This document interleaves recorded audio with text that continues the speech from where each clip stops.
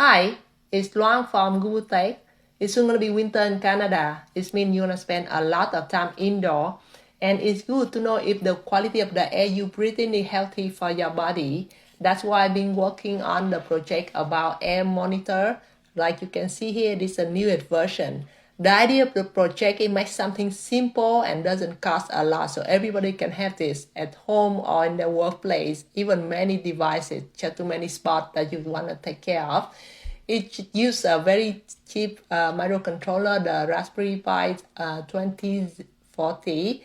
It's just another format of that. It uses Python to program. It's very simple. The whole project is open. That you can find the code in my description right down there. The sensor, you can use different kinds of sensor. Right now, I use a temperature humidity sensor and a gas sensor. Of course, you can change with the other one, depend on what you need. This is the latest version with a couple of the improvements, and I'll go one by one. Here is the handmade version that you saw in the previous video. I finally get them printed by PCBWay, and I would like to thank PCBWay for their sponsorship for this video. It is pretty easy to order from PCBWay, and here is the good trick for you. Don't forget to check your board with the Gerber viewer. If everything seems fine, you can get an instant quote from here with all the settings you refer, and then change your order and wait for the board to come. So here is the thing I got from PCBWay. There's some silly stuff, and this is my 2PC board. Let me open it for you to see. So this is exactly the same version that I show you on the video, like this one here. But this one, remember that I thought it got hot. It could be because of the way I solder it or the way I wire it. So I put one version exactly like this. So we can compare between this and this to see if the heating is because of the circuit itself or because of my wiring here. Then I have another version to try, which is this one. You see it's slightly bigger, and with this one I try to put them as far as possible in two corners. Also, I remove the two layer up and top. In this one, they're gonna both in the same layer instead of like two story like you see here. So yeah, let me try and do some experiment, and I come back with you with the result. This is the first test between the handmade version and the compact version. It showed that there's improvements, but it's not enough, and it still get hot. So I wanted to completely isolate the temperature sensor.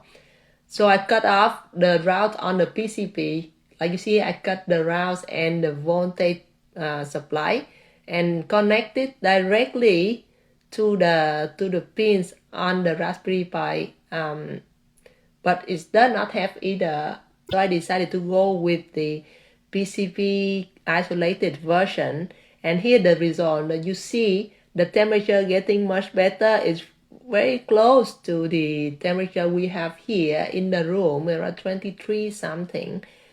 They're a little bit wrong with the humidity, but we'll talk about that later. I wanted to go with this version. That's why I make the case for it. Like you can see, this the comparison between the old version and the new one. The old one a little bit smaller, but it's much higher here. There's some improvement. For example, I add more cut on the lid so that we can increase the airflow, could cool down the sensor. That's the fact that when you add in the lid, there's a chance that you increase the temperatures inside of the case. I also add magnets on the back, like here, so you can stick it on the wall, the place that you want to measure the temperatures and the CO2. So that's it for today. I hope you enjoyed the video. If you have any question, you can put on the comment section, and I'm very happy to have. I have all the design and the code in the description of this video. I wanted to change a little bit more of these devices by changing the sensor to a more precise one. I want to compare it to the new type of sensor that I told you the last time with the BMS 5003 ST. I did some early tests and I found that is more precise, but that's going to be another video, and I hope I see you in that one.